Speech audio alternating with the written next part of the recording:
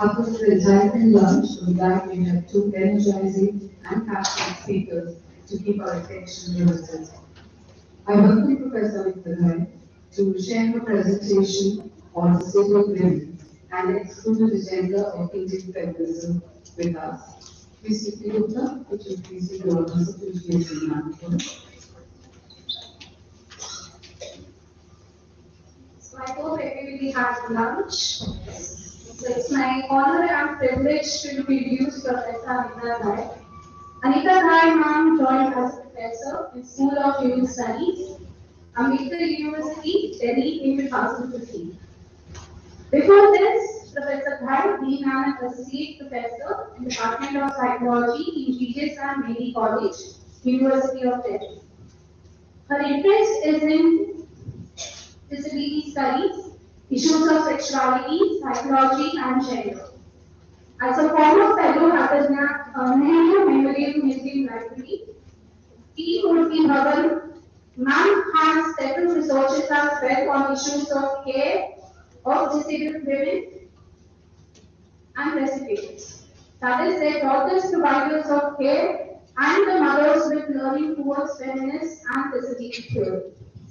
Professor Ghai has been the former president of the Indian Association for Women's Studies. She has also authored several books, to name few: Rethinking Disability in India, Routledge, New Delhi, 2015; Disability from Issues of Disabled Women, 2003; Rethinking Disability in India, Routledge, and an edited book entitled Disability in South Asia, Knowledge and Experience, which was published by Sage Publishers. Ma'am, we are very honored to have you here with us and to learn something from you. Thank you so much. Thank you, Murthy. I would like to invite Professor Jagannathan. Please offer a token of appreciation to Professor Ghai.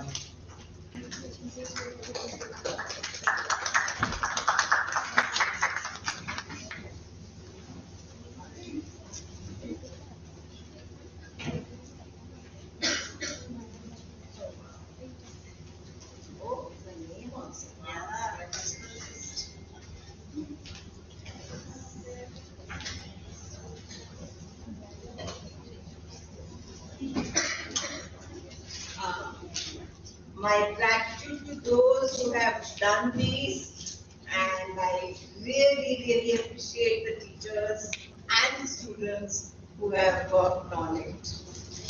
Thank you, ma'am.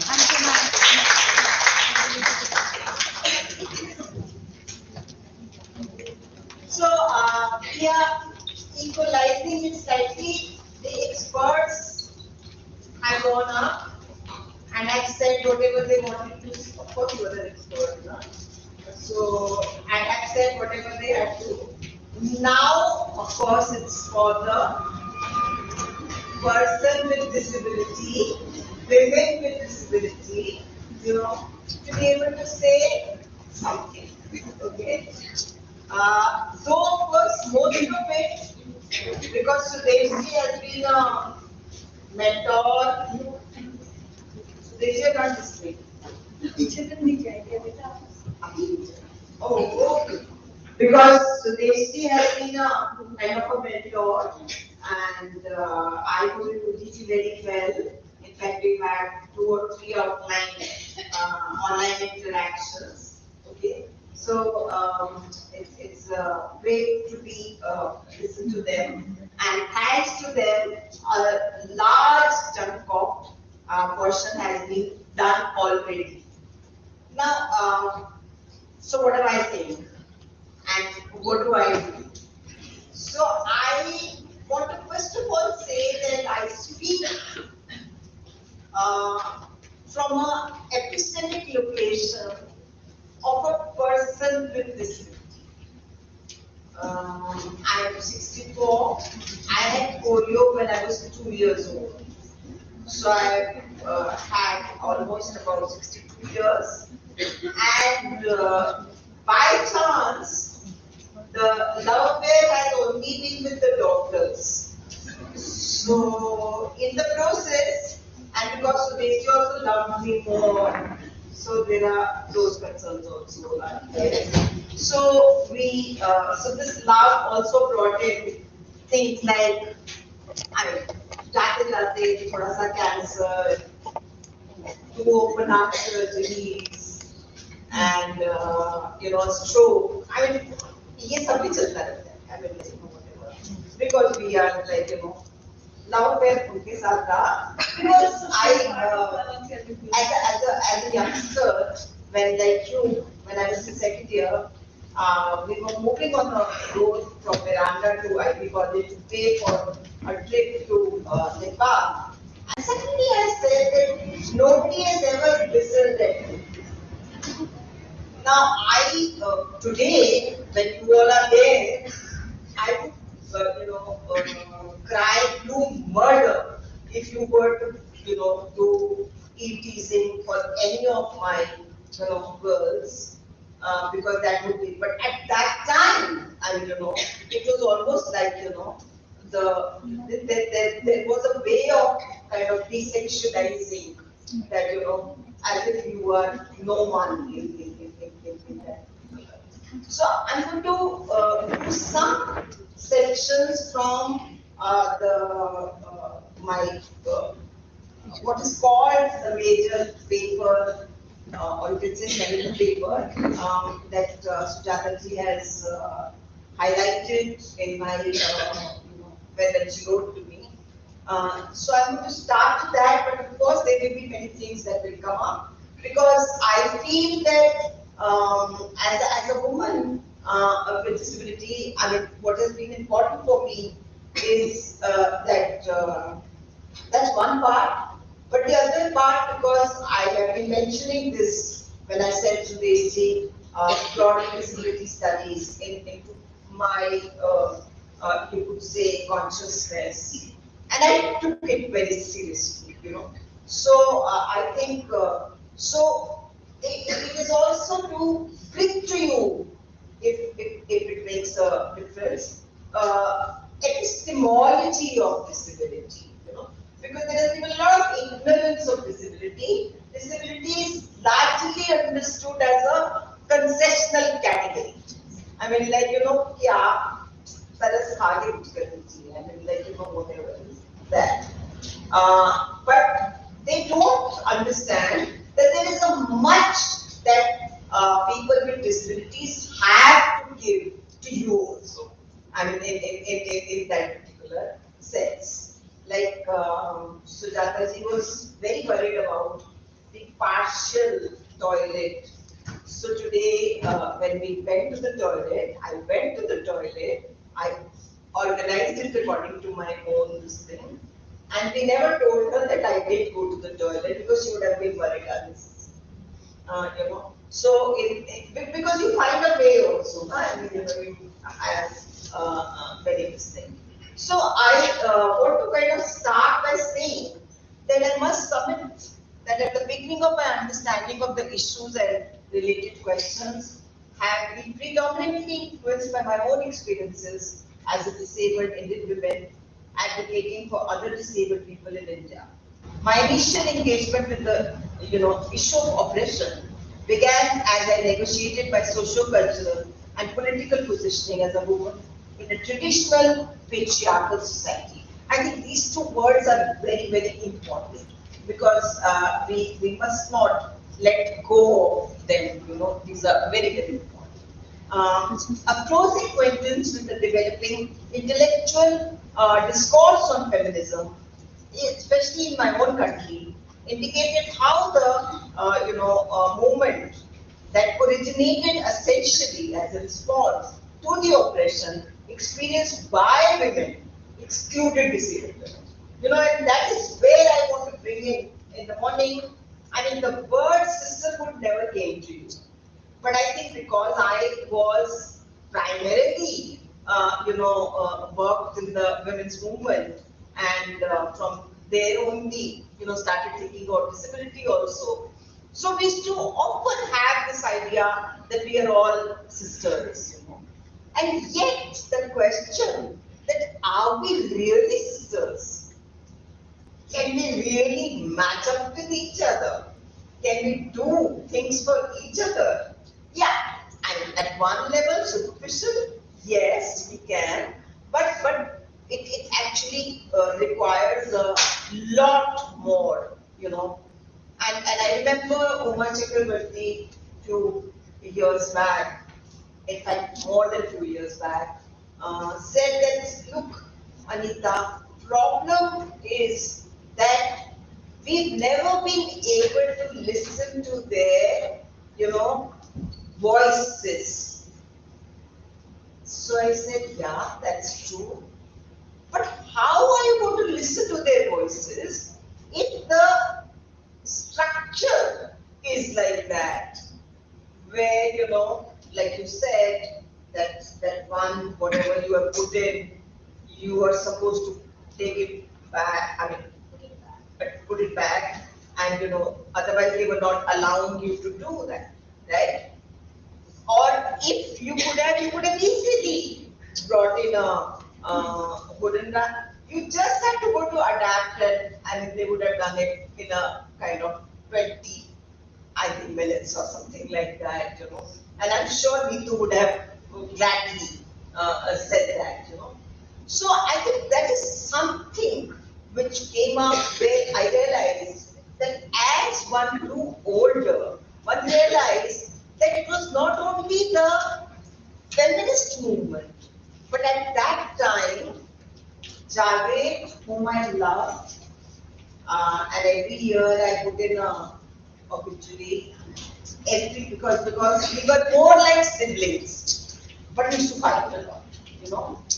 Fight a lot because he would always want to have power as a man, you know, in this thing.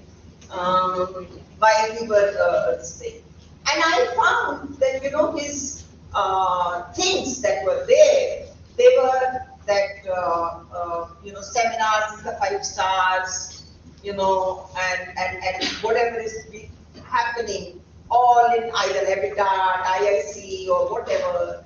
And I so often ask him, you know, that have you gone to that Janki Puri slum? You know, have you realized that we also need to listen to those people as well? You know, I mean, like, it's not only the ones who are, I mean, like, you know, in sense, doing well. So I used to say that there will be time for that also. Unfortunately, the time didn't come. He went away very soon. And I still feel, I'm really saying this, that we lost a very, very important man who actually fought for whatever. I remember, you know, when I got cancer, there was some circular which had come, and in the end, he had written with his own handwriting that this is for speedy recovery.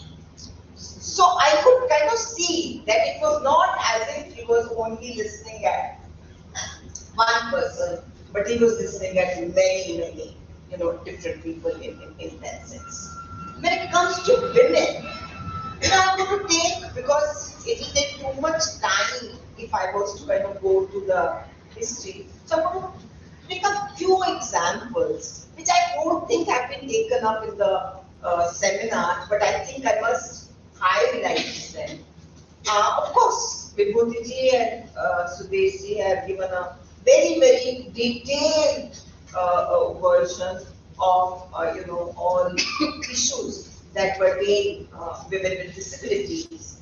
But I think the first and the foremost thing that came to me in 1994, Sudesh, of course, would remember that, when in Pune, 14 hysterectomies of intellectually impaired girls were done.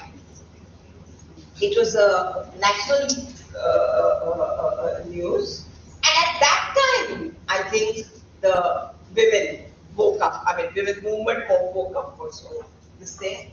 And you know why? Because they said that we did this hysterectomy because of menstrual hygiene. Now the reason of menstrual hygiene was that they couldn't give them the pajamas and the cords, and they couldn't give them the sanitary pads also. So where will blood go? Huh? Blood will be there in that room only where they are. Now, just to avoid that, for the boys, of course, nothing like that happened, I mean, they were there. But it was at that time that, this took up, and it shook me.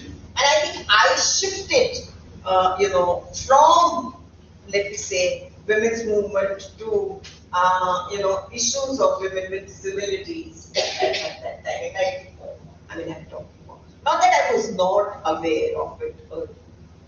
But up till that time, it was also, there used to be always for the, at least the middle class, you could say disabled women and men. It used to be like a overcoming capacity that you overcome it. And also, thanks to, of course, our dear Prime Minister, it also was the whole thing of this Divya coming up, where, trying to say that we are inspirational. So we don't need anything, we are inspirational.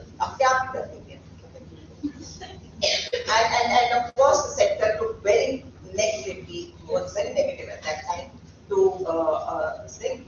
Now I don't know whether ideologies have changed or not, but and I'm not going into it. Right now I'm not going into it.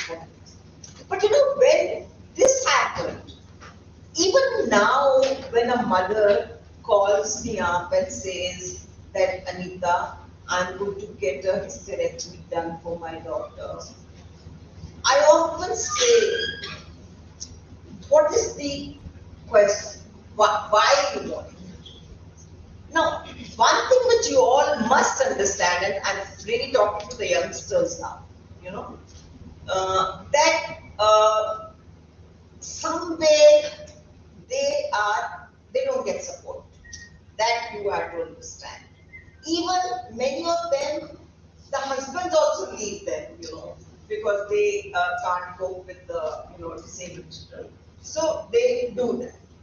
But secondly, of course, they are also saying, they also used to say that hum kab tak baithe unke saath, na? I mean, so they, and they are actually accepting that at some or the other point, abuse will also happen.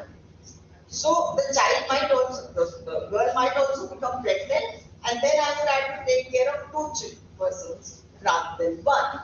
So in other words, what they are trying to say is that we are trying to accept the illegitimate abuse, but we are trying to get a hysterectomy done. I mean, there's so much of, talk about human rights law and all that, but yet, this goes on very, very quietly. There are two cases that I would come up here. One was by Nikita Sharma, and the other was by a girl who was 9-year-old borderline, I mean intellectual impairment, and was in Nari Niketan and raped by the two security guards. Now, when that happened, by the time they realized she was already pregnant and those months were, close. Now, of course, the case went up to counselors and all that, whatever. But the Supreme Court was very aware of the fact that the months had gone. So the Supreme Court, in a very clever way, said that we are giving you a landmark judgment, that we are allowing the, disabled girls to be the mothers, in that particular sense. Now, some of us were happy also because Tanu, the counselor, really was talking to that girl very often, and she really wanted that, I want a baby, I want a... And yet, there would be women movement who would be saying, "Are rapist ka bachcha hai?" So, and the question came into, "To kya ho gaya rapist ka bachcha hai? Bachcha to bachcha hi hai." I mean, if she wants it, and they both are very happy right now. I feel like, in that in Chandigarh, I mean, like, This is the Suchita Srivastav case. yeah. Right. So, Suchita Srivastav was a Chandigarh activist. yeah. So, so in one particular sense, these kind of cases really, take you to the NTP, PCP entity, as well as the FP Act of 20. Now you see that PCP entity, all the three forms of the this is very important, because when you look at women with disabilities, you don't look at women with disabilities only with data. Data in any case is completely, as Vibhuti said, completely disaggregated. कोई data है नहीं, लेना पड़ता है, मतलब like whatever is coming up and all that. So in that sense, abortion, which is the easiest one, which Indians go on it, we never had any problem because amniocentesis test came up, and amniocentesis, you all know, became almost like a sex selection test, right? And because it was a sex selection test, they knew that there has to be some control over it, and we got to kind of, maybe John has done a lot of work, and a lot of people have done a lot of work on that. But for selection, I mean, they've never ever said that a disabled person, a disabled fetus can also be, doesn't have to be aborted. Now, so they are assuming, there's a philosopher called Peter Singer who says that you should not take these people with Down syndrome and all. So much of energy, resources, time wasted on them. And same people actually are, I mean, I can show a film to you, maybe I will leave it with a 10 minutes film of Muskan, and you'll see that many of them go to the, hotels now, work as, base workers at least, and then there is internet work and all that at different levels because they are there, and the girls also, I mean, are equally in that particular sense. But the problem is that how much do we really allow them? Do we really, actually accept the fact that these disabled girls, whatever they might be trained in a particular way. They might be kind of, accepted in a way which we have to see. One thing which I want to say, which was not said in the morning, that's why I am saying it. Maybe it was said and I might have missed out on that. One thing which you all have to remember is that disability does not respect any country. Disability does not respect any locality. In fact, you talk about disasters and all that, that's one level. Another level is that when there are landmines, when there are disasters in Delhi, every 3 seconds there is an accident. And every time when we find such an accident, spinal injuries patients come out of that, right? Okay? And then we can have the man-made as well as whatever. And I wouldn't say women-made, sorry, but man-made disasters that are there. And in one sense, it's very, very serious that, how we kind of, take care of that. So, that's another thing which comes up very strongly to us, that if disability can happen to anyone and everyone, then why is it that there is so much? Vibhuti spoke about stigma in the morning. Sudeshji spoke about stigma. So why is that stigma? there. I remember when I was about like 2 when I had polio, and the memory that is there, I would go to my father and say, "Yeah, मेरे को उसने लंगड़ी बोला." So my father, obviously having come back from partition, finding ends meet and all that, and whatever, but finding a way also to, contend with the daughter also. So he said, उनको ऐसे ही सिखाया जाता है. तो मैंने कहा नहीं, ऐसे गलत थोड़ी सिखाया जाएगा. कहा सिखाया होगा ना, शायद अच्छा भी सिखाया होगा, उसने सिखाया. So I would kind of, it was very, very, thing. And then he also used to kind of come up with this question that I always would have for her, was why me? All the time I would try to say why me, and he would say, कि तू पहले मुझे जवाब दे, why not you? And when I used to listen to, I said, Daddy, you're not going to respond. He said, no, I'm responding. But the point is that I have no answers. I don't know why you had it, why you didn't have it. But one thing which I know, I never go. And I know that you can go further. I mean, it's not as if, anywhere you will be caught. Study well, and yet, the same father at that time, both the parents, but also trying to, which is something which I want to say this very, very clearly. They really tried, many of you might have seen Sudhir Kapur's Shamans, Mystics and Doctors. And you might have seen that how Ojhas and all come and what all has been done. Mental health issues and all that are there. So I remember I was put into what they call it as a mud grave in Solar Eclipse, which was when I was 7, 10 years old.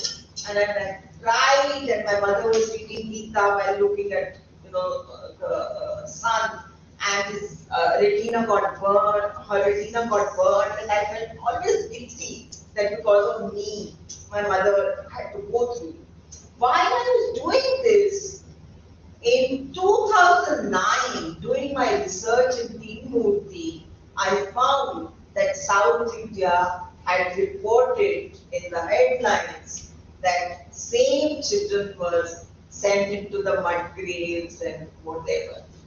And as, of course, I reported about that, and in 2019, the same thing, which meant that things are not really going. And out here I want to bring in one major factor, with due respect to teaching. You've written a lot about the caregivers, but somehow I have a problem because that means caregiver is the one who should be heard, who should be, of course, I do respect whatever. My mother has been a caregiver in that sense. But I think, have we ever asked the care recipient? Have you ever asked me, कि तुझे कौन सी care चाहिए, कैसी care चाहिए? अगर मेरे को ये supposing if I want to shift it like that, I want to shift it like that. Don't be after me, when it's not there. But somehow or the other, you are many times at various different places, and they pretend that they will hold you from there, and they don't understand that it's my body that you're touching from here. This is part of my body, and I don't want my body to be kind of, done in that particular sense. And also the whole idea about, violence. Some of these have not really spoken a lot about violence, but for women with disabilities, the structural violence, For example, of course, these are all structural violence, when you can't do that, and these are.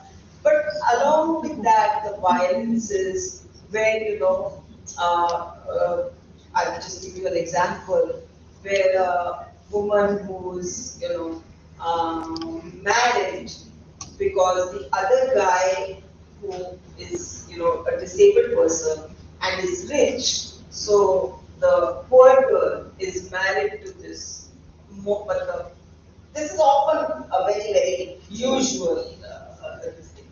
Incidentally, before I go this, in the policy, many of the states have started giving 25,000 and 50,000 as the dowry thing for the girls, disabled daughters, disabled girls. It is the state of India, it's saying, Orissa is giving, Telangana is giving. So I mean, you can imagine. And one of the girls who came to me said that he took away everything, my house also and whatever, and still she was wearing the mangalsutra. So I said, why are you wearing the mangalsutra? नहीं तो फिर मगर मैं शादी तो हुई है ना. See how difficult it is for even a disabled woman who was in the bank, who was working and doing. And the second part where I said that what Violence. violence. Yeah, so violence and so this one, would always kind of say that this man said, so they got married, and for some days they couldn't have a intercourse, right? Now, I think it's a usual understanding that some couples can have more time on it and all that. So as it would happen, the man sent her to the gynecologist. And the gynecologist is also very important. And I must point out that these gynecologists have really done a lot of damage to the Indian disabled, especially women. And, So she went and she said, oh, you should not have been married. Polio, pelvis, can be very difficult. Poor girl obviously is listening to her. I mean, how could you kind of, and I of course got it from her, straight away. And she said, but anyways, let me see. And gave her a 10 rupee jelly. Can you imagine? That 10 rupee jelly, and said that you go and use this. Maybe it will help you, maybe it will not help you. And their marriage, of course, was very, very successful after that and nothing like that. But look at the gynecologist. I mean, how you are trying to, interact with, a young girl. Which makes me, go back to a friend who had a disabled Down syndrome girl and was very weak, and the gynecologist was her sister, our friend, and said that I'm going to say person A, that person A, why don't you take her to Mussoorie? So she said that why should I take her to Mussoorie? She said no. Once you will take her to Mussoorie, she will have high fever because it's cold and all that, and in some days she will die. I mean, you won't imagine she's a painter, and I did not tell you she's a painter. And my friend said that don't ever talk to me again. Don't ever talk to me again. I will look after her, whatever I have to do. I have the resilience, and I will bring her up the way I do. Now, when I say care, and when I say that we are caring for the other person, I think one word which we often miss, and that is interdependence. ऐसा कभी होता है कि आप अभी camera fix कर रहे थे और वहां से डिफरेंस किया ना आपने, and you needed each other for that. You needed such a beautiful PowerPoint. मान लो कुछ PowerPoint में हो जाए, तो one of the students will come and say, "Oh man, it's gone. What will I do? अरे अब पैसे भी कर लेंगे." I mean, like, but because we can't even do without the pen, we can't even do without the pencils, we can't even do without like all these things. So why is it that only a woman or a boy there also with disability are always talking about care giving and not care receiving? I feel that it should be both the care giving as well as care receiving, because that is where interdependence is so important, because you live with each other. It's not as if, like my mother who's 87 now, I think I seem to have done exactly what she did when I was young.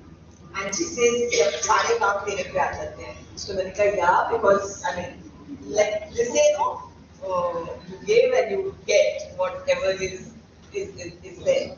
So in one particular sense, I think caregiving is extremely important. Now, I don't know how much time I have, but the last part that I want to kind of speak on is about sexuality. Now, I think sexuality, largely we thought that people with disabilities are asexual, as if they've never had any desire, that could be there. Or they think about the intellectually impaired and the mentally ill as hypersexual. That's why they would, of course, are always about kind of, Now, I feel that it is very, very important to understand that all of us, even if you take up, seen the very best Maslowian theory, you will find that sex is one of the basic needs, right? Basic desire. And I feel that one must have that kind of desire which is there. And in that, so there are a lot of you all must maybe many of you might have done it, but you can. There's something called the skin of stories, and it's their point of view. Lovely stories, So there is a story on Tinder. There is a story on mental illness. There is a story of how those stories have been there. I don't have time, but I would have given you a couple of stories which are there. And I think these stories really tell you as to how desire is also very important in life. And it's not as if, but because desire is important, they also try to give it an idea that procreation is not important. But if there is a woman who wants to have a child, why should you be curtailing this thing that you will not be able to? I mean, I feel that this is very important, because this is also one part of the desire, one part of the need, which is there. And I think violence, is very, very important. You've seen that in the 1621 Act, acid is also there now, and so many of them are there that people to really think about. I mean, I can't even imagine. I myself, I'm a professional in that. I still can't do with 21. I mean, I can only do some which are, I think I know them very well, and which of course we will take time in understanding whatever is there. But I think what is important is that we must, someone said about the policy question to Sudeshi in the morning, that policy is always a very, very dangerous instrument. I don't know what they write and what they don't write. That we've got to very clearly understand that. And unless, I always say, see, we are really not broken, don't fix us. That's very important. And second is, nothing for us without us.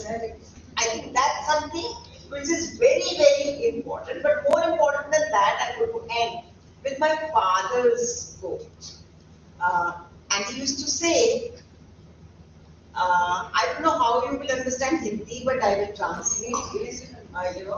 It says, "गई ना उसके मुकद्दर से भी तारीखी." Taariki means suffering. Muqaddar of course means गई ना उसके मुकद्दर से भी तारीखी, फूंक दिया घर जिसने रोशनी के लिए, वही तो गुल के तबस्सुम का राज समझेगा. I mean, only that person who would understand the fragrance. तमाम उम्र जो रोया हो एक हंसी के लिए. Thank you.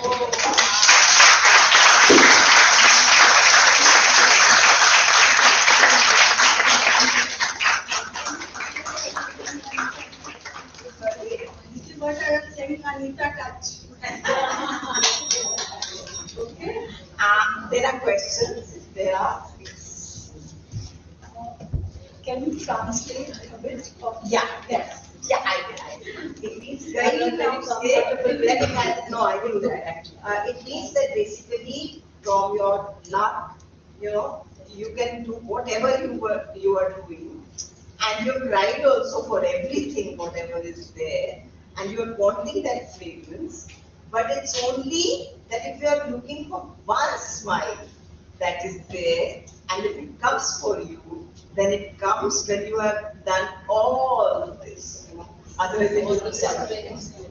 I hope I've done that properly. So thank you, ma'am. Our next resource person is Sir. Who's any questions? Yes. Hello, ma'am. I'm Pooja. We met in Hyderabad as well. Yeah. So, ma'am, my question is that what is the most basic thing that we can do if we know that there is a woman with disability who needs help? Like my friend who was in college with me, she was a singer and she did concerts, and then after COVID she got blind. So after diabetes, she lost her eyesight, both eyes, and after that, her husband also divorced her. Now she is alone with her father, and she has no access. And I don't know. I want to help her in very quick. But then, how could I start with her? I mean, I feel like there is so much to do, but then I get overwhelmed and I'm like I can't do anything. So what would be the basic? I can understand the overwhelming part, but the solution would be, I feel that I've just gone through somebody whose same thing has happened. So one is that you have to find an NGO. Where you can at least George. Huh? George. No, and first Hyderabad. NAB also. She lives in Kutch. George lives in Kutch. She lives in Kutch. So I think first thing is that you need to kind of train the person, and supposedly, for example, how many of you have heard about JAWS?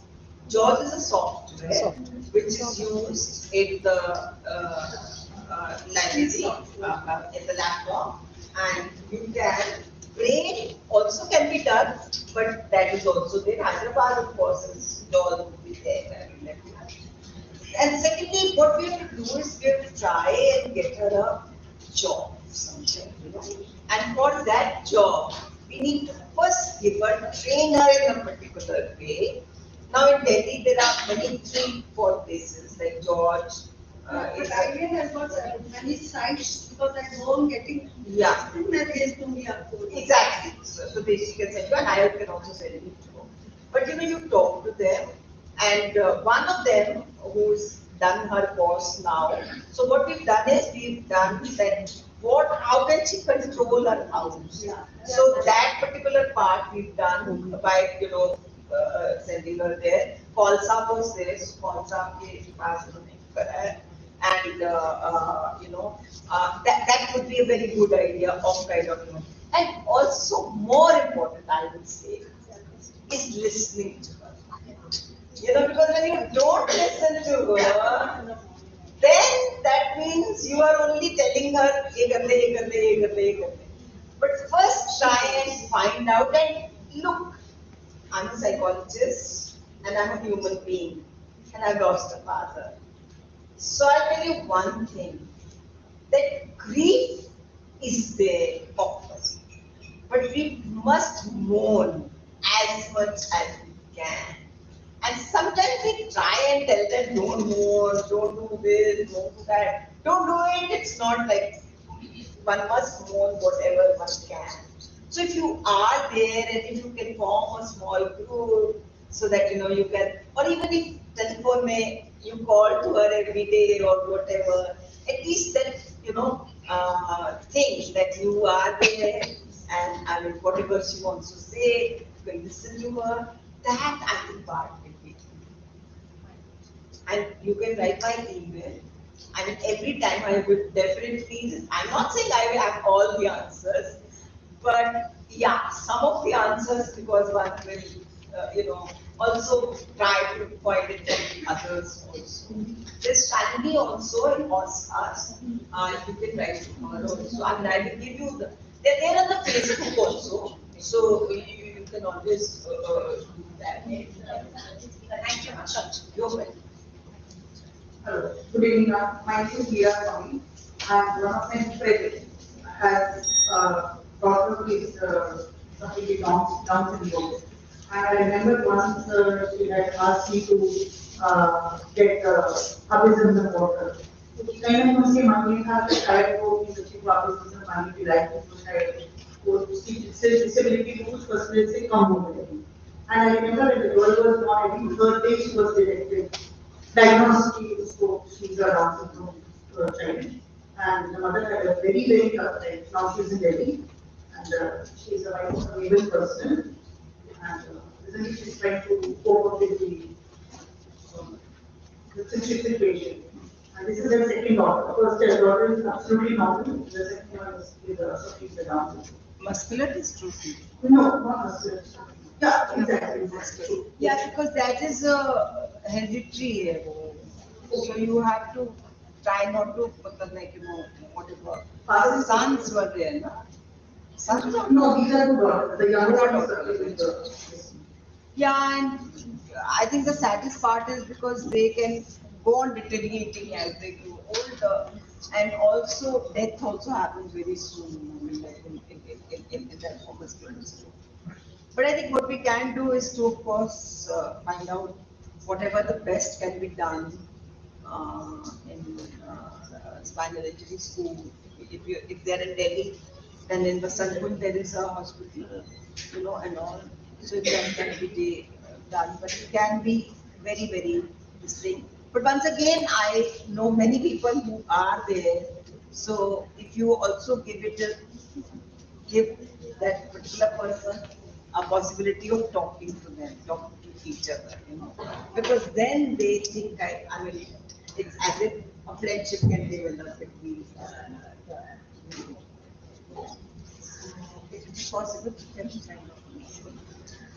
One more case, I was working in KD Pula as on contract basis, and I was teaching science in 6th standard. And a girl named Pragyanshi, she's no more now. She was suffering with lamellar ichthyosis. I think there was some shape on her body, there were some scales like fish. It's a rare disorder. And she used to have a lot of itching on her body. And our own naval school, I belong to naval community, and our own naval school did not give her admissions, and she too, so she had to take admission to KVs. And she was given concession of 5 minutes coming late to the school and 5 minutes leaving early, so that she doesn't mix up with the crowd. And people always felt that maybe it is infectious, contagious, and all that, communicable. Although it is not, because her own younger sister is perfectly alright. And she died at the age of 14, and 18 of them class में कहा था कि ma'am एक friend ने उसको एक friend ने उसको कहा कि पिछले जन्म में बुरे कर्म किए, इसलिए वर्षा पिछले जन्म में बुरे कर्म किए। This is always been a उसको touching तो नहीं लगता। देखो ये तो बहुत पुरानी वो है कि retribution को पास से karmas which are there. Yes. But it depends upon how much we believe on it. Na? But I was surprised, a 6th standard girl telling another 6th Yeah, standard girl, see, this is it. This is what you take it from the society. Exactly. You're watching a movie, you're doing something, it's there, you know, and you're listening to all that.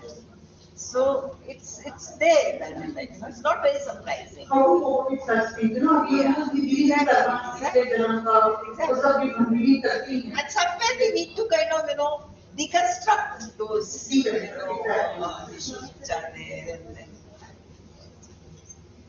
Yeah, it was sad, no? That, Now she's no more, I saw her, this is what you is over with her. Thank you.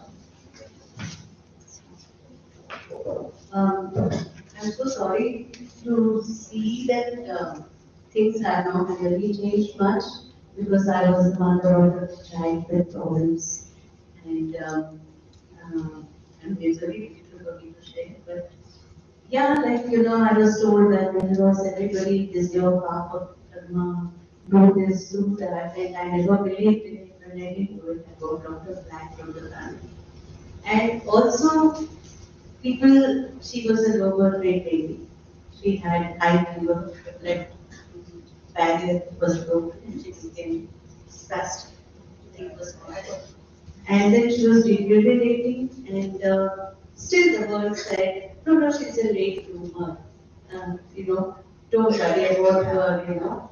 And it's very painful because I knew, I spoke to doctors, I knew that she's going, and it's going to be painful, but there was nobody who was willing to listen to me or provide any kind of support. And finally, when she passed away, nobody gave me what you were talking about mourning, the time to mourn, right? My husband says she came for a purpose, she made me a better person, and she passed away. The minute I would open up, the minute I start crying, somebody will say, come, let's go out and let's do something, you know, and avoid talking about it. I think I took 20 years I suffered the grief, the bereavement within me, and it's one of my friends who actually came to talk for 3 hours, and I talked, till today I cannot talk really about her without feeling bad. But this is so sad that was 32 years ago. And still today, we are just stuck in the same. that's the sad part. You know, like, So I'm not saying nothing has changed. There's a lot which has changed also. But you know, because I mean, there are so many people, and people, society by and large. And somebody said in the morning, I don't know who said that family and society, look, family comes from society. Yeah. Family अकेले से नहीं आती है, family society से आती है. You know, so we've got to understand that. I know, but you know, the thing is that it's still sad that the girl is going through that, you know, You of must the family. please, And it. But then she says, you know, how, I mean, when she was in London, and how the, you know, she's saying that the part. But that's also again karma, I suppose, in one sense, and in again, that's not karma. Yeah, because Like, you know, when it hurts twice, you know, one is you're seeing the child deteriorating, you know, you're putting all your energy to give her the best. And at the same time, you're being told you're the culprit, you are the sinner, you know, who is so that's why you responsible use the for culture. this.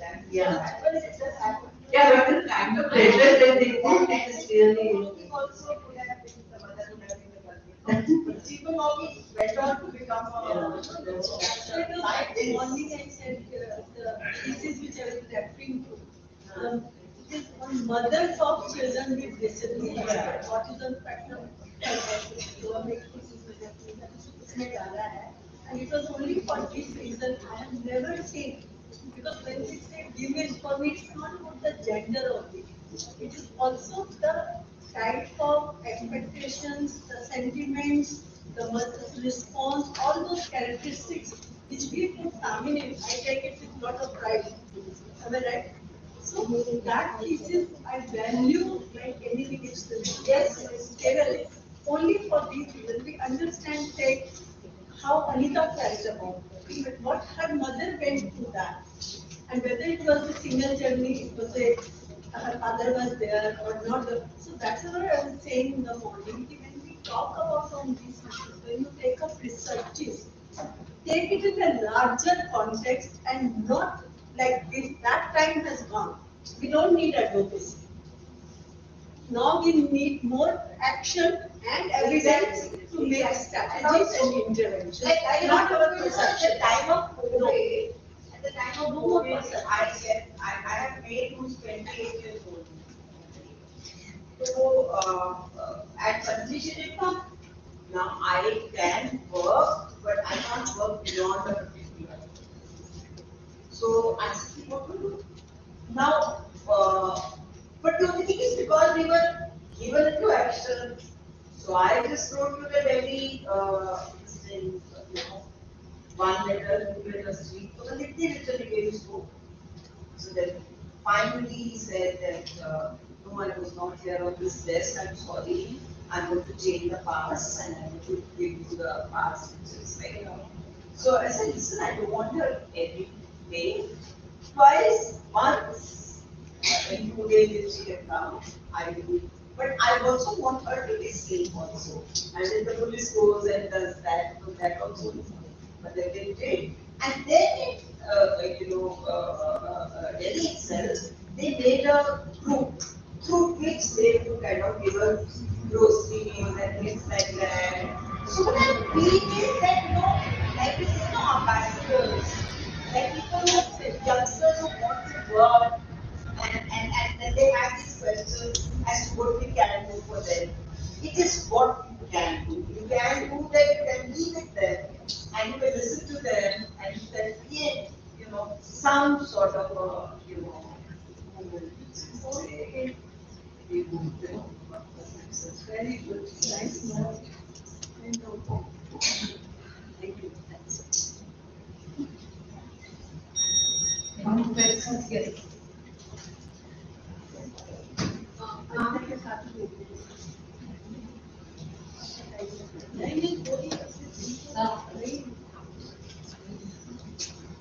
So I can speak like that without my Ma'am, this is Indra and I'm a psychologist who's practicing in Mumbai. I have a case who's diagnosed schizophrenia. She's been past 20 years she's on medication. The family is not aware now that she started entering into therapy sessions with her sister, in my clinic. The family is now understanding ऐसा भी कुछ होता है. But all this while again karma and all that story हमारे पूरे pyramid all that. What I want to know, like I've been seeing her with her sister of course, past 6 sessions. This person, why I'm saying this now very loud, because you talked about listen to the care recipient also. And this lady, she started connecting with me. She calls me Didi. I don't know how ethical that is, because we psychologists, we don't want to have any kind of relationship beyond the therapeutic relationship. But she calls me Didi, and she says, "Aap bolo, main karungi." Now she started having her regular bath. Of course, there are episodes of hallucinations and all that, the violence and everything. She starts refusing food and everything. The sister had, just last week, she's, given me a video where she was doing some puja and then she was again, went very violent. So it happens very, very, very randomly. But whenever she comes to me, she tells me or asks me only one thing. मुझे ना काम ma'am she is BA मुझे काम करना है she tells me दीदी मुझे काम करना है give me work give me a job I want to work like all my sisters Okay, so I have no answers to this question. I've been, asking, and then they're telling me in our field, they're telling me there are rehab centers. I don't want a rehab center for her. Can there be anything where she can But go? isn't there a team kind of thing where psychiatrists are close to her and all of these are there? I can give you all the details maybe in person, ma'am. that is. All the psychiatrists and all the leading psychiatrists, I don't want to take any name, I don't want to blame No, anybody. don't. It is That's simply not- very disheartening to, at this age and stage, to listen to If somebody. you talk to me, I tell somebody to. Sure, ma'am. Sure, ma'am. Thank you so much. Ma'am, can I share what she Yes. started? After somebody or. I know, but what she was sharing about the case, my own sister has gone through this stage of her life. My mother was physically handicapped. I was facing the problem of learning disability, or maybe language disability, but I was facing, there were too much emotional trauma in my own family. But when I entered this university, it gave me a new outlook. It gave me the new awareness. And still I survive. My sister is now became very much active, doing work, household work, doing every internet surfing, all the mobile banking, everything she does it very nicely. And she really is there is always a hope. There is always a spirit that yes, we can bring the new change. And I know I have gone through this. Like in our hospital, And you. we've got a center called exams. So we look after all the material and whatever, and low fee.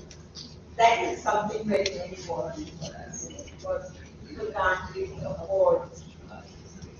So we do that, that's a good thing that we do. Okay. Thank you so much, ma'am. I think you touched the heart of the whole seminar. I think a lot of emotions have come out of it, and I'm really sorry that we don't have the time to explore them and express them in some way or the other. But I'm sure after the seminar, we have had a good time. We can always get into small groups, have discussions, and talk about it and share it. And this is the opportunity to please to take advantage. So moving on to the next session. Our next resource person is Dr. Anuja Kunati. She will be making a presentation on the topic dark gender and disability. The question that I'd like you to please introduce and pay for the presentation. So much. So for this session, we have Anuja Vatna, who works as a program management specialist at UNFPA, India. For the last 33 years, she has been working in the area of reproductive health and rights, population and gender, of which the last 23 years have been with United Nations Population Fund, where she served in various capacities. In the recent past, Bank supported national and state governments for effective implementation of the Preconception and Prenatal Diagnostic Techniques Act to curb gender-biased sex selection and have been involved in building capacities of a range of stakeholders on this purpose. Now it is our pleasure to introduce you and the participants to know Paula Hilda. She has been a driver.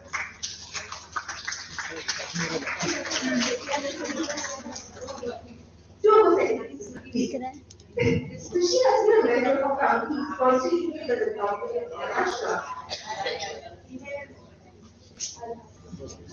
So I'd like to give the introduction to that. So now has been a member of committees constituted by the government of Maharashtra for the implementation of the law against gender-biased sex selection and to set its amendments to the NTP Act and the drafting of Maharashtra Privacy Bill. She has been involved in sensitization of judicial officers at the National Judicial Academy and state academies on gender-biased sex selection and gender justice. She has also been involved in the training of health providers on comprehensive and sector response to gender-based violence. Now, areas of interest include gender-biased sex selection, gender-based violence, and reproductive health rights. Thank you, Dr. Peter, and Thank you, Dr. Before we allow Madam to begin her presentation, a small token of gratitude from our end of the German Children's University.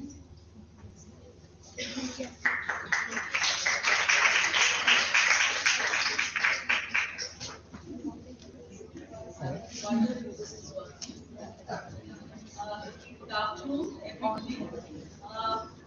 After that really inspiring, and thought-provoking session, a session that really touched our hearts, my task has really been made difficult. I won't come with the experience of the lived realities that Anita ji came with. But I have been working on issues of gender for the last about 3 decades, and for the last couple of years, I've been very strongly, Madam, you said action, trying to advocate and bring about action around issues of how is it that service providers can deal with survivors of violence, particularly, and women with disabilities who have suffered violence. So, I mean, that's where I really come from. But having worked with the area of gender, I hope I am able to do justice to the session after Anita ji's session. Can we have the first slide? Well, at the outset, I must also, thank the SNDT University for having me here, particularly for having chosen a theme around women with disabilities and their rights. So, must really congratulate you for that as well. Just thought, and since I was not there in the morning, pardon me if I am repeating something. Just thought we will begin a little bit with the magnitude of the issue. About 1 billion people, which is about 15% of the world's population, experience some form of disability during their lifetime. Either they are born with disabilities or have a disability, during their lifetime. If you look at young people, and young people very, very critical, about 180 million young people in the age of 10 to 24 live with a disability which could be physical, mental, intellectual, or sensory. Out of every 5 women in the world, one out of 5 or 1/5 of the women worldwide experience some form of disability. In India, very strangely, till the 71 census, we did not have even enumeration of persons living with disabilities. 81, it was introduced, again, it did not happen in 91, but then it happened in 2001 and 2011. And if you look at the numbers of persons with disabilities, there were about 26.8 million persons with disabilities, with women constituting about 44% of these persons living with disabilities, which is 11.8 million. But a very critical issue is that when this enumeration happened, this is probably just the tip of the iceberg, we only had 7 categories that were enumerated. So these numbers really do not talk of what is happening. Can we have the next slide?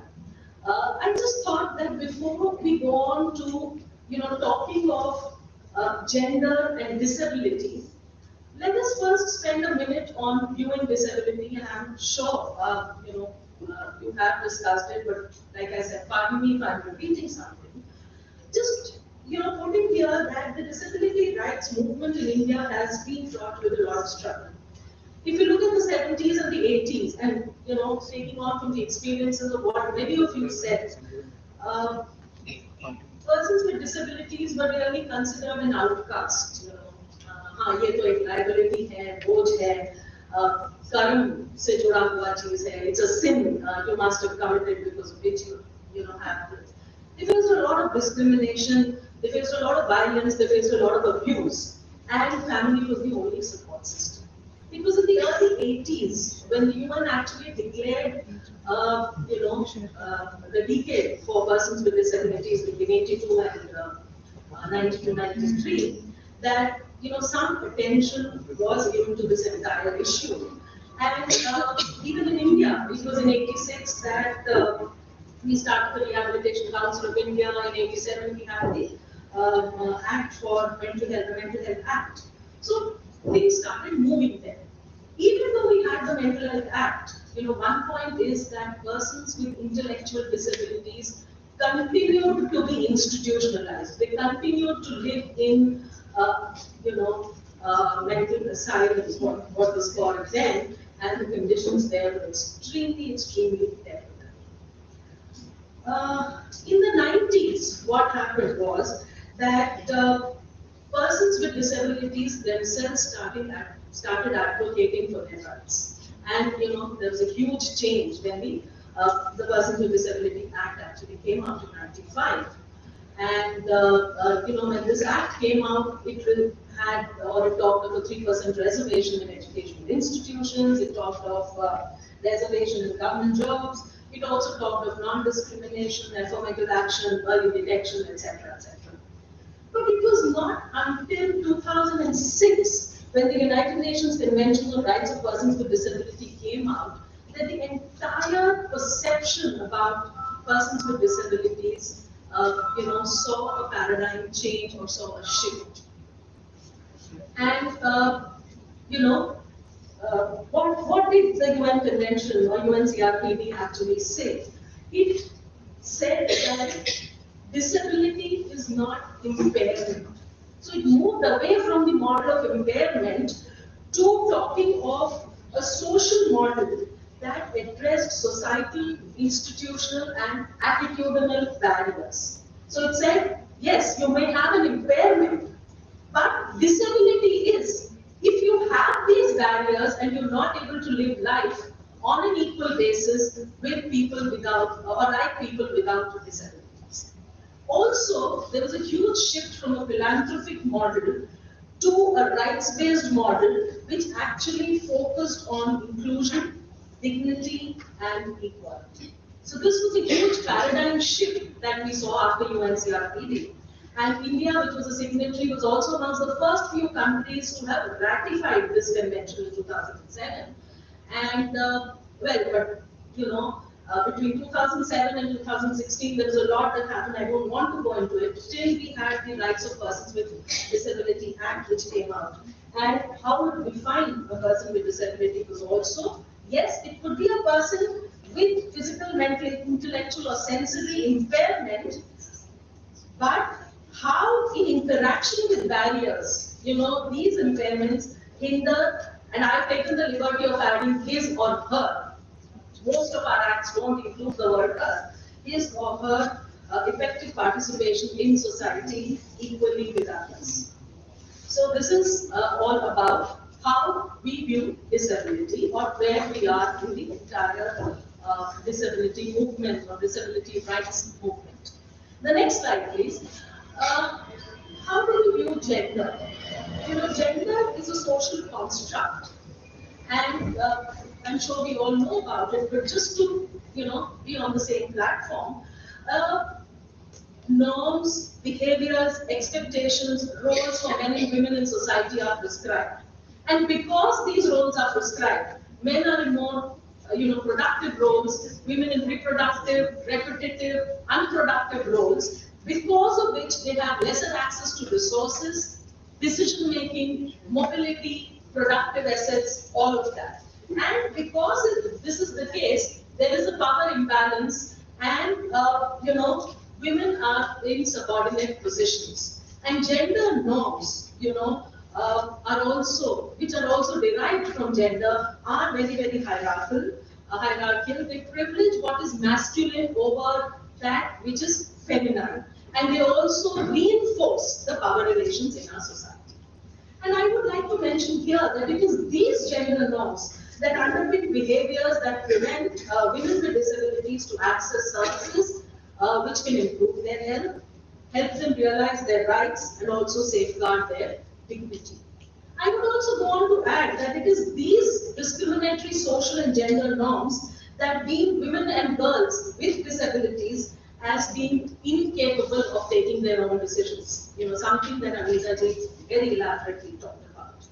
And also how these norms and stereotypes around the vulnerability, about the asexuality that she mentioned, or the hypersexuality that Anita ji also mentioned, contribute to compromised bodily autonomy for women and girls with disabilities. The next slide, please. We now see how gender and disability, there are multiple layers of discrimination. Women with disabilities actually experience these layers and layers of discrimination. One, because they are women, and the regressive gender and social norms accord a subordinate status to these women. They don't have power, they don't have access to resources, so they are in positions which are subordinate to that of men. So that is one layer of discrimination. The other is because they are disabled, and all the misconceptions, the negative attitudes around disability, leads to their discrimination. A second layer.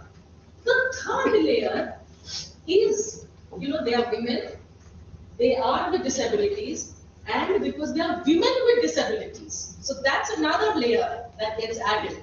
And if these women are, from a lower class, a lower caste, a backward caste, then again, this discrimination really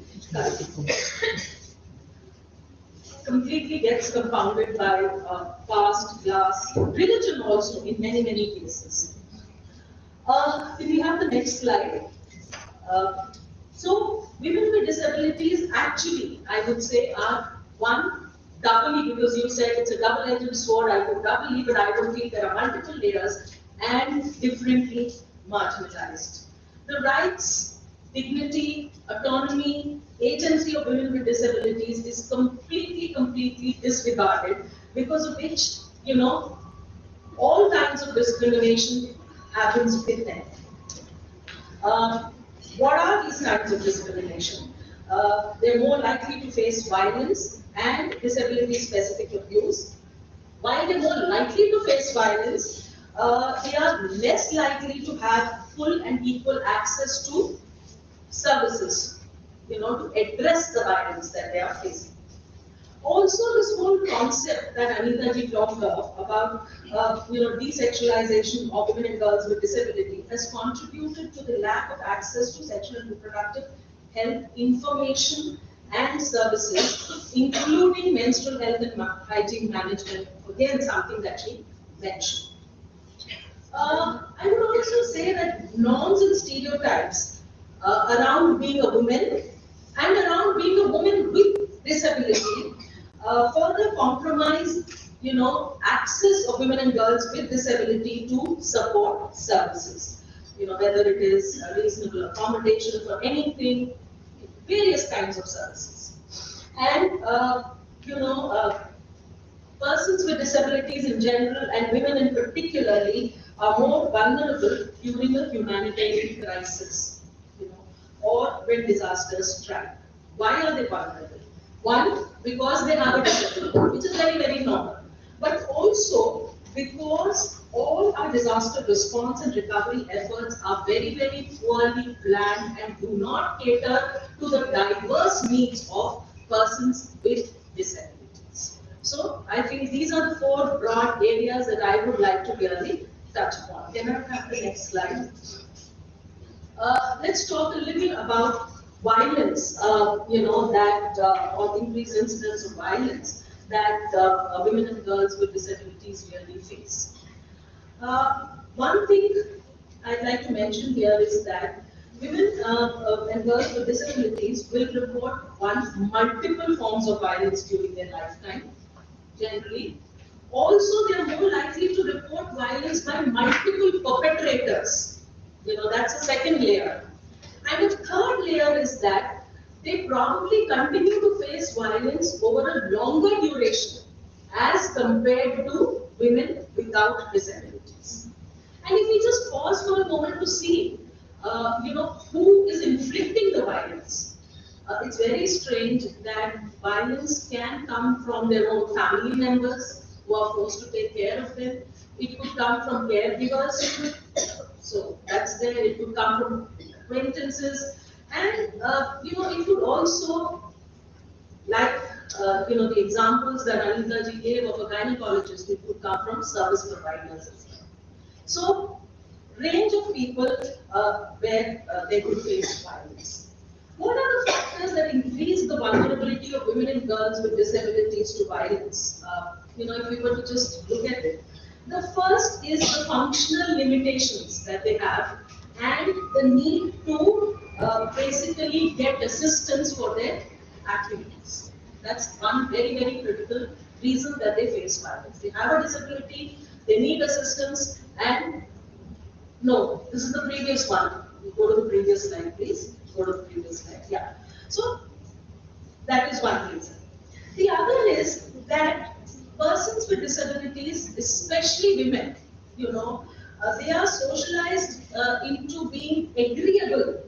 You agree to what a caregiver is saying. You accept what they are saying so that you continue to receive care. You don't raise your voice. And even as women, we are taught that. So women and women with disabilities, again, this is a problem.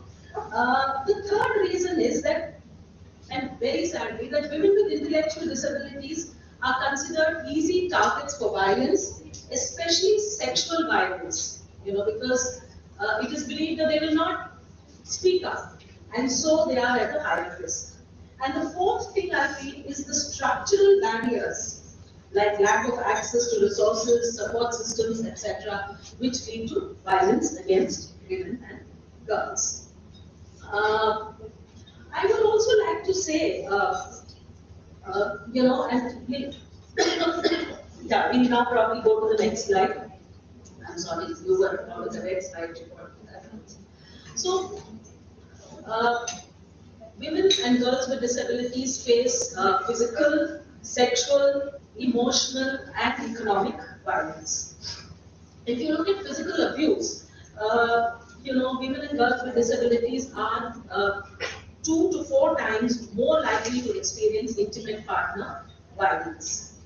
And how is this violence perpetrated? If you see,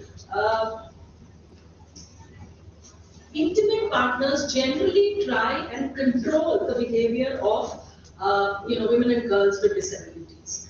And when this is controlled, it is perceived that they are quote unquote being protected. I am offering protection. That's why I'm trying to control their behavior.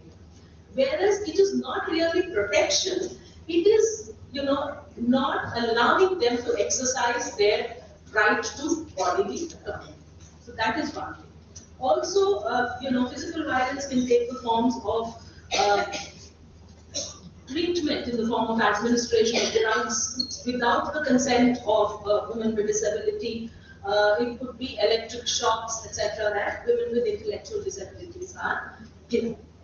Sexual abuse, if you see, women with disabilities are almost 3 times more likely to face sexual abuse, and like I said, they become, especially women with intellectual disabilities, become easy targets for sexual abuse and are at a higher risk of sexual abuse. Economic abuse, this comes in terms of withholding access to medication, to assistive devices, also denial of basic necessities like food, water, or even threats, that these basic necessities will not be provided to them. And it could also come in the form of restricting their access to family, to friends, not giving them communication aids. I want to speak to my friend. No, you will not have access to a telephone. So these are all kinds of economic abuse or economic violence. And emotional or psychological abuse is generally in the form of ridiculing, their being or their living with the disability.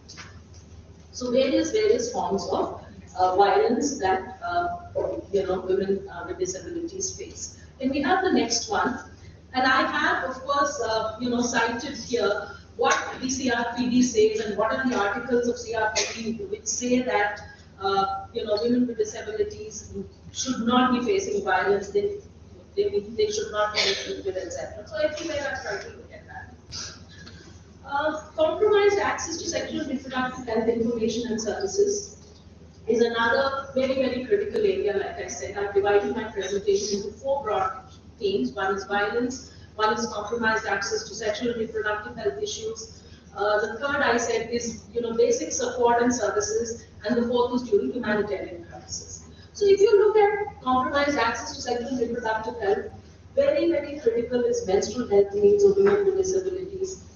They're just not understood, they're not addressed, and this places them at a high risk of adverse health-related consequences, reproductive tract infections, etc. I have a little film, that we will probably just see in a little bit to understand, how things could be different for girls with disabilities if they were provided information on menstrual health and hygiene. Another very critical thing is that women and girls with disabilities are generally excluded from any kind of sexuality education or life skills education. आप कुछ बोल रहे हैं ना? Yeah, that's right. So, and this is mainly because of the perception that, why should we give it to them? They don't require this kind of education. And this makes them more vulnerable to sexual abuse. Now, when sexual abuse is happening, women and girls are not able to address that abuse. They're not able to speak up generally, and women with intellectual disabilities on what is happening to them. And this can have very serious health consequences, both in terms of increased risk of sexually transmitted diseases. It could be risk of HIV, and also, it could make them more vulnerable to unintended pregnancies. In fact, there is this very weird cultural norm that, if a person with HIV/AIDS has sex with a person or a woman or a girl with disability, a woman or a girl with disability, he would be cured of his HIV/AIDS. And how this leads to increased instances of sexually transmitted diseases, HIV/AIDS, and of course unintended pregnancies. Women and girls with intellectual disabilities are subject to forced sterilization. Neetaji talked of hysterectomy, they're subject to forced sterilization, abortion, use of contraception, etc. And all of this is done against their will, because others believe that this is something which is the best for them. They believe that they do not have the legal capacity to decide on anything. They have an intellectual disability. Why should I even take their consent? In fact, the case that she mentioned, Suchita Srivastava versus Chandigarh administration, was a brilliant case. Medical Termination of Pregnancy Act, some time back, allowed any girl above the age of 18 to give consent for her medical termination of pregnancy. But a girl with intellectual disabilities could not give consent, and the guardian's consent was required. So this girl was staying in a home run by the Chandigarh administration. She was obviously raped, and she said, "Listen, I do not want to do away with my child. I want to have this child." And the administration said, "No, she's mentally disabled. She was only 19 years. She was 19 years." So it is there that the court actually intervened and said, if she wants to have the child, she should have the right to bodily autonomy to give birth to that child. And the court provided her with assistance so that she could go through pregnancy, in a dignified manner, give birth, and also look after her child in a dignified manner.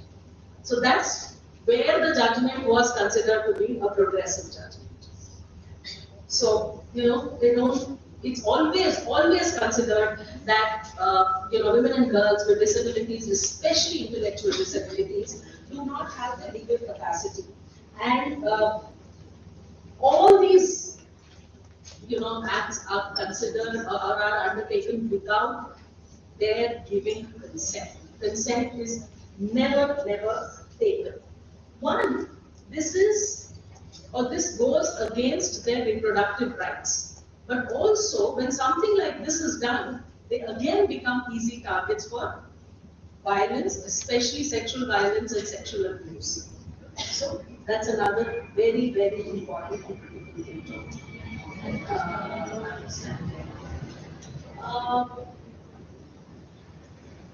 Also, women and girls with disabilities, it is believed that they cannot establish a relationship.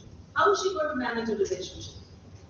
And the examples that came from behind on this girl with schizophrenia. I know of a very close friend whose sister has schizophrenia and very, very keen to be married, But the family feels, no, she cannot handle it. She's going to become violent. So that is there on the one hand. And they're not allowed, to give birth to children because they will not be able to look after these children. I'll just stop here, tell you to go to the next slide just to break the monotony. Let's see that little film.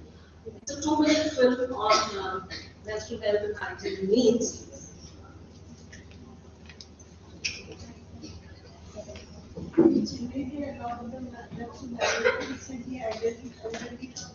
Sorry? I'll give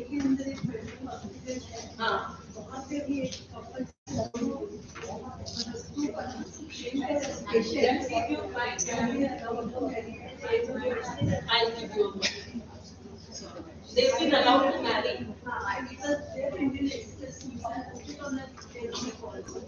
So, madam, because of independence and halfway homes like the National Trust and all those things, because they knew. But for the first time in the history of that mental hospital in Chennai, first time 2 inmates were allowed to marry. They stay there, they receive help at all. They get clear help. These are the changes which are coming of our country. Then we are waiting for that. Can you play the film?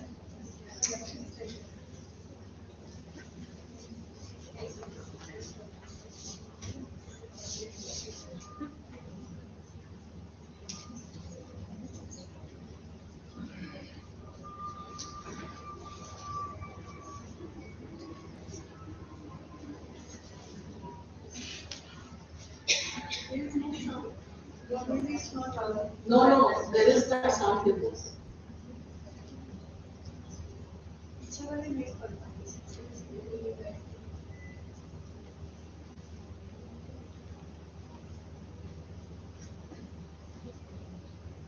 Can you read it? Can everybody see? Read it out.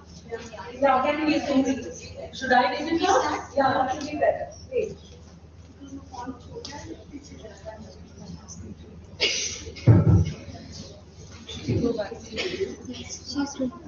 So this is speech and hearing impaired girls who were asked about, their experiences when they got their first period. What would have been different if they had some information about it? So let's see the video. And I'll take it out. You remember the first day you got your period? This was a question. So this girl says, I was 12 and playing in school. Suddenly I felt something. I went to the bathroom and saw blood. Why was there so much blood? This is another girl sharing her experience. I saw blood and felt something was wrong. I thought I had an infection. 1 day, 2 days, 3 days. It went on for 7 days. Next month, it happened again. And then again. I didn't know anything about periods or sanitary napkins. There was blood every day. I just didn't know what to do. Was there anything you were told not to do? Again, the stigma associated with menstruation. My mother told me not to play or go outside the house. or eat naan. I was asked to stay at home and do nothing. I was feeling sad. I was told not to pray. And she has a question, so I wondered, would God get angry with me if I touched the idol?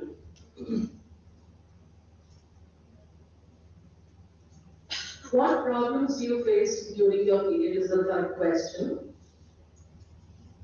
I'm afraid that I might stain my skirt. What if someone sees me? Very, very similar concerns.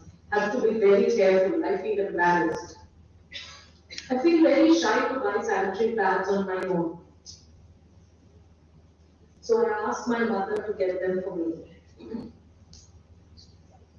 Initially, I would ask people about menstruation, but I was told to stop.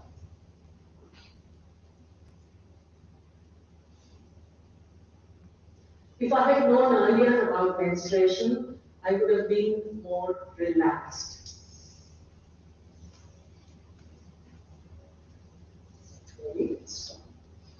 So, this is about the lived realities of women and girls who have not been given information, women and girls with disabilities who have not been given information about menstrual health and hygiene. Well, issues are very similar for women and girls without disabilities, but issues get added here. There's another layer that gets added here.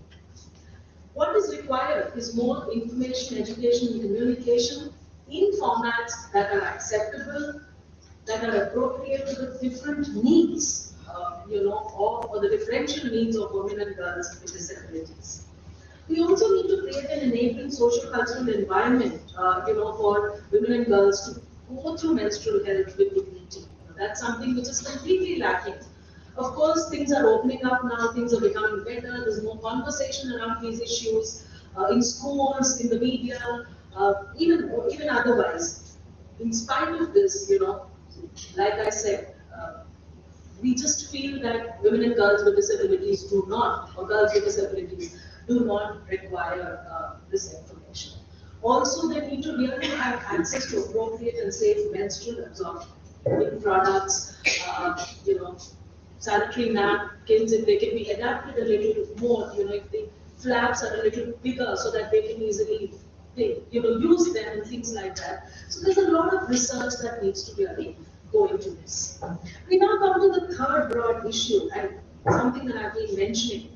One, discriminatory gender norms place women and girls with disability at disadvantageous positions as compared to men with disabilities, and really compromise their access to public spaces, reasonable accommodation, whether it's for education, employment, mobility, health and protection services.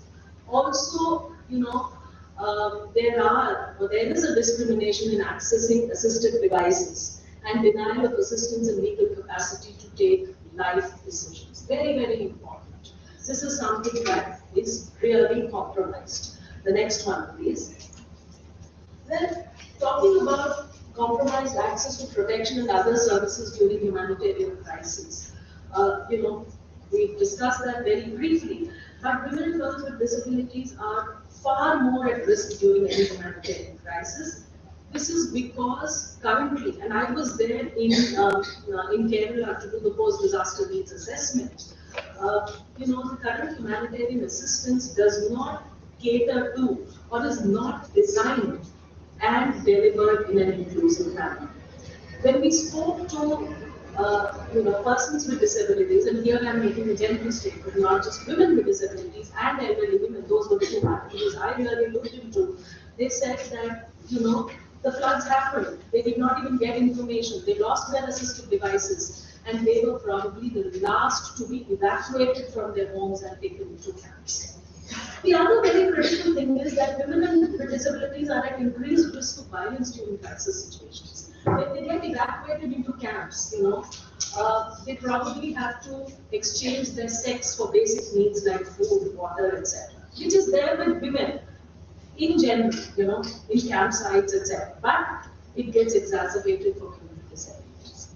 Also, if you look at toilet facilities, they are probably at the outskirts of a camp. They are completely dark, there are no lights, and they're not accessible to women with disabilities. And when women go to relieve themselves, there's a lot of violence and a lot of sexual violence that they have to face. I'd like to mention here, how the risks and vulnerabilities of women with disabilities really got exacerbated during the COVID pandemic. Like Anita ji mentioned, she did not have access to her domestic help. So caretakers were not, really available. They could not come to take care. So there was complete isolation. There was complete neglect. The family was busy looking after household chores. It was busy with caregiving responsibilities of the sick, of the elderly. So this was like an added responsibility on them. And they just chose to, and several women and girls have shared experiences of how they were ignored during or did not receive appropriate care during the COVID pandemic. Also, we saw that there was a lot of loss of livelihoods that happened. And when there was loss of livelihoods, there was hunger at the household level. And when there was hunger, the most vulnerable were women and girls, especially women and girls with disabilities. Also, most of the women and girls with disabilities did not have access to information on what is COVID appropriate. Either it was not available in formats that they could really access, or there was such a strong digital divide that they could not access information on what is COVID appropriate behavior. What is it that they can really do to protect themselves from the infection? Let's go to the next slide, please. So, women and girls with disabilities really face a lot of barriers in accessing gender-based violence and sexual and reproductive health services. Physical barriers like specialized transport options. They may want to access a hospital facility. They may want to go in a bus, but does the bus have a ramp? Or availability of ramps at our hospitals, at our primary health centers, at our community health centers, there aren't many. And all that it requires is just, a small piece of wood that can be designed as a ramp. But we choose not to do it. We choose to neglect this. Our wheelchairs available. Are toilets accessible for women and girls with disabilities in our health facilities? Lots of physical barriers. Social barriers, there is an unwillingness on the part of caretakers, family, to actually support women and girls with disabilities if they want to access services. So those are social barriers. Environmental barriers, the non-availability of disability-friendly equipment in our health facilities. Do we have tables, examination tables where the height can be adjusted? Can it be brought down? No. Nowhere are these tables available. So that is there. Institutional barriers are very, very critical. What is the attitude of service providers towards women and girls with disabilities? They generally consider, women itself, are inferior. Women with disabilities, way inferior. Why should we provide services? Or why should I really listen to them? What is the time that they spend? Do they give women with disabilities sufficient time, sufficient space to open up, to talk? Do they try to understand their needs? Is again a very big question. Financial barriers. One, very critically, do they have access to resources to reach the facility? Two, also if you see, and I was actually trying to look at insurance, is insurance even available to persons with disabilities? It's a big thing. Right? So that is there. And the communication barriers. Again, do we have information which is available in accessible formats like Braille, easy to read, pictorial formats that can be understood by people having different kinds of disabilities? So, how is it that we can respond? The next slide, please. How is it that we can really respond to women survivors of violence living with disabilities? And this is broadly, like I said, the kind of work that I am now involving. I'm so sorry, and I apologize. Thanks for pointing that out.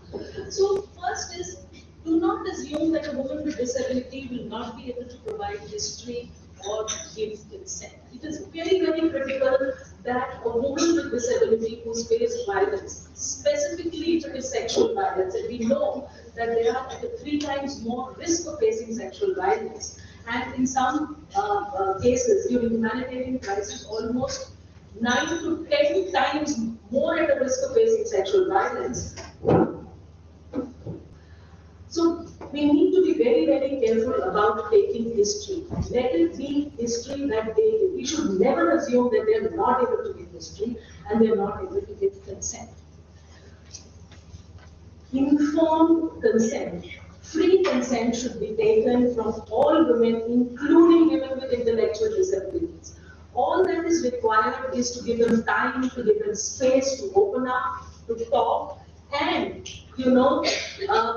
basically, if required, you could get in special educators, interpreters, but ensure that they give history in their own words. Generally, what happens is, a person or a woman with disability, she's faced sexual violence. She's not even able to express it. Right? And the family gets to know about it much later, maybe 5 days, 7 days, 8 days later. And then when they are taken to a hospital setting and a medical examination is done, the doctor very nicely writes no evidence was available. Right? But we need to understand that medical evidence will not be available after 96 hours of the incident happening. Also, it will depend on what are the activities that this woman has undertaken. Has she bathed? Has she urinated? Has she doused? Has she defecated? All of that would lead to loss of medical evidence. But once it's written, medical evidence is not available and history is not taken, and medical evidence and history is not corroborated, the case will never stand in the court. So very, very critical that this is done. Also, service providers need to be extremely sensitive to the diverse needs of women with disabilities. It's not a homogeneous group, they are a heterogeneous group. Giving consent, giving history may take time. How is it that you use it? Is very, very. I've been saying this, space, time, and another thing, is that we need to be very, very careful about caretakers of persons with disabilities who are trying to dictate the district, because in many cases, they could be the ones who have committed disabilities. So as service providers, as special educators, if you are accompanying a service woman who has faced sexual violence to the hospital, try and ensure that everything is done in confidentiality in a private space, and the caretaker does not dictate what is happening in terms of history. Let's go to the next slide. How is it that we can include the needs of women and girls with disabilities in our sexual and reproductive health programs? I feel the most critical thing is to look at lived realities, get first-person narratives to understand, what are the health and sexual and reproductive health needs of women and girls. We generally say, okay, ye unko chahiye. They need equipment which is better suited to them. No, let's listen to them. She said, nothing for us without us. And that's very, very critical. Also, we need to have more dialogues, more consultations with non-governmental organizations, with civil society organizations, with academicians, with technocrats who are working with persons with disabilities, especially with disabilities. I know, Madam, you said really no need for advocacy, more need for action. But, we need to take up advocacy to make governments understand what are the diverse needs of, Not the generic one. not the, So the diverse needs of women and girls who are living with disabilities, their needs for sexual and reproductive health, their needs for general health, and their inability to access these services. Also, I think if we have to do this, very, very critical is to include these issues in the pre-service and the in-service capacity building programs for service providers. And this is something that we are trying to now really take up on a large scale at UNFPA. Also, how is it that disability can be addressed in the policies and budgets? Are budgets available to procure equipment for dealing with women survivors who have disabilities? Very, very strong advocacy that yes, you give budgets to hospitals so that and young girls, small size speculums can be made available for examination. You could have examination tables where the height can be adjusted. You can have, there is a chair which can just move a person with a disability, motor disability. So all of those things, very, very critical to include this, and very important is to promote research on sexual and reproductive health of persons with disabilities, because only when we have a strong evidence base will we be able to take or undertake advocacy and action. So this is there. Can we have the next slide, please? So very critical to uphold rights of women with disabilities to bodily autonomy. And I feel these are very, very critical rights. They should have the right to information, to make responsible and informed choices about their sexual and reproductive health. They should have the right to access sexual and reproductive health services, the right to decide when and with whom to be sexually active, the right to freedom from sexual abuse and violence, including forced contraception, forced abortion, forced sterilization, forced hysterectomies. And they should have the right to decide freely and responsibly whether and when to have children and how many children to have and how is it that they want to raise their children. Having talked a little about this, can we have the next slide? I'd just like to talk about or very briefly mention what is it that we at UNFPA are doing, to look at persons with disabilities, to address their specific needs and women with disabilities. First of all, I would like to mention, like all other areas of our work, UNFPA's work on disability is guided by the International Conference on Population and Development and the Program of Action, which actually called upon governments to consider the needs of people with disabilities in terms of ethical and human rights dimensions, eliminate discrimination that they face with regard to reproductive rights, household and family formation, and recognize their specific health needs, including reproductive and sexual health needs, family planning needs, and the need to, address and treat HIV and AIDS. I would also like to mention here that UNFPA has been supporting what we call the We Decide initiative, which is a global effort to include and empower women and girls with disabilities. Now, internally as an organization, we have a disability inclusion strategy, and the key punchline is of this strategy is we matter, we belong, we decide. Now, what is it? What does it mean by we matter? Basically, that persons with disabilities can lead efforts to make the world more inclusive, champion equal rights, and lead a life free of violence. We belong implies that as an organization, we at UNFPA really welcome human diversity and ensure equality and non-discrimination of persons with disabilities. And we decide implies that persons with disability, especially women, have a right to make a choice about their bodies, about their health, and about their lives. And this leads to what we, what UNFPA really does, which is promote the right of every individual to lead a life of equality and equal opportunity. Can we have the next slide? What is UNFPA's work of GBV and SRH for women with disabilities? And I'm not really looking at the broad areas of work, but just what we've done in the last couple of years is what I'm going to concentrate on. We have developed a disability assessment inclusion toolkit. And this toolkit really helps to assess if health services and service providers meet standards on access and inclusion for women and girls with disabilities. And it also helps to identify gaps and plan how these gaps can be improved. So it's an ongoing process of quality assurance. You identify a gap, you assess, you identify a gap, you improve. And then you again go back, after a few months, assess, identify gaps, and improve. And it has a very, very strong listing of where these gaps can be addressed. So if you're undertaking something in a state like Maharashtra, whether those gaps can be addressed at the facility level, whether they need to be addressed at the district level, or whether they need to be addressed at the state. And this looks at broadly 9 areas, Are services accessible, available, adaptable, and appropriate to women with disabilities?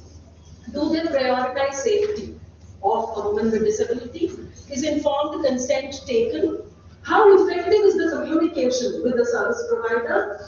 How is data collected and information managed?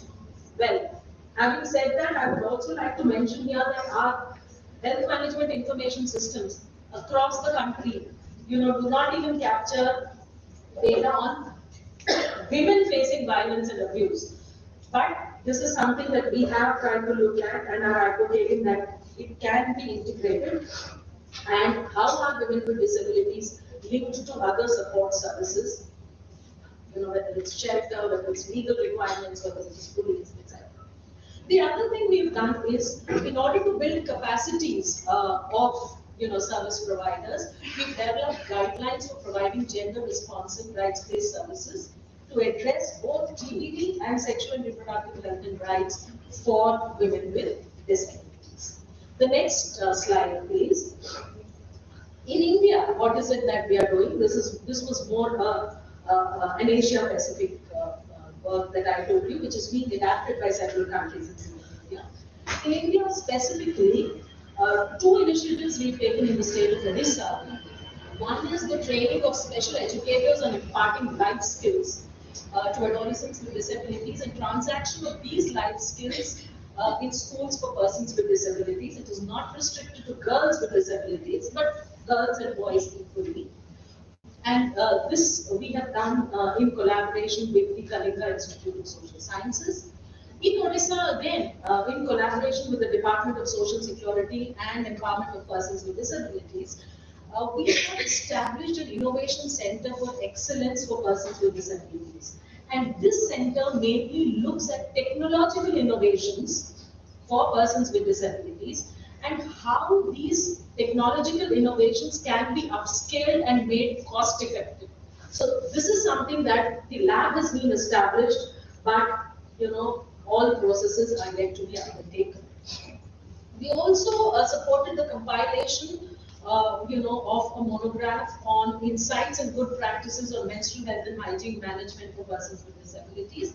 I can share links of most of the documents that I've referred to here with you if you can. And currently, we have undertaken, or we want to undertake a hackathon for getting ideas and innovative solutions to address the knowledge gaps and enable access to services for persons with disabilities. Now, all the work has happened and innovation has been identified. We just need to implement it. So this is where we are in terms of what we at UNFPA are doing. The last slide, I'd just like to say, how is it that all of us can move ahead? What is it that we need to do? I think, at least we at UNFPA are guided by the Sustainable Development Goals and the key principle of leaving no one behind. So inclusion is something that we really would like to follow in all our programs. How is it that programs are designed in a manner that they address the needs of women and girls with disabilities, understanding the lived realities of women with disabilities so that their needs and concerns are clear, design principles or design programs based on the principles of human rights. Once they are designed, how is it that we can implement these programs, based on principles of inclusion, of equality, everyone is equal, and respect for dignity. It's very important, our advocacy on, recognizing the legal capacity of persons, especially women with disabilities, on an equal basis with others. And, another area of advocacy is where we feel that we need to create more opportunities for community-based rehabilitation and not look at institutional-based rehabilitation. So this is where I'd like to stop, and I'm open to questions if you have any questions.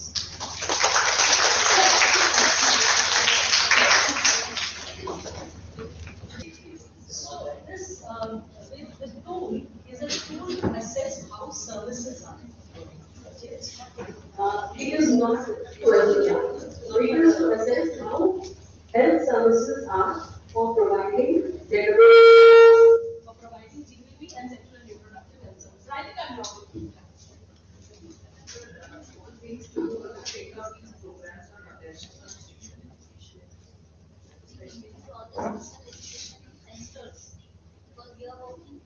So, yes, UNFPA, we broadly work on, 4 areas.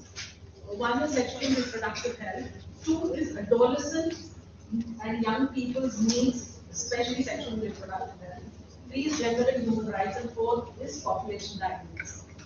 So under adolescents and young people's sexual and reproductive health, yes, we do build life skills of young boys and girls, adolescents in school, out of school, in community settings, and we integrate sexuality education as part of our schools. Gender and sexuality education is integrated. If you're keen, I can share with you some modules that have been developed.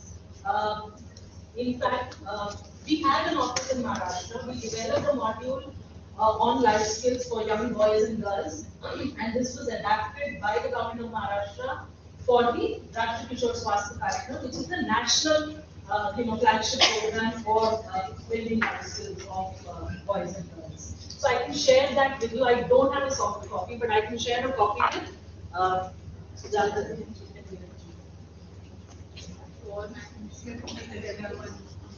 I can share maybe 2 or 3 copies, but whatever other modules that are available in Hindi, I can share links of those modules.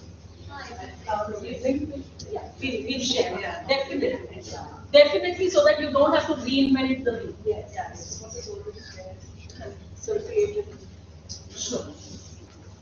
Any more questions? Hello,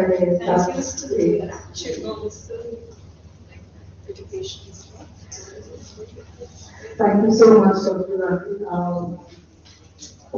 So I hope the audience are listening.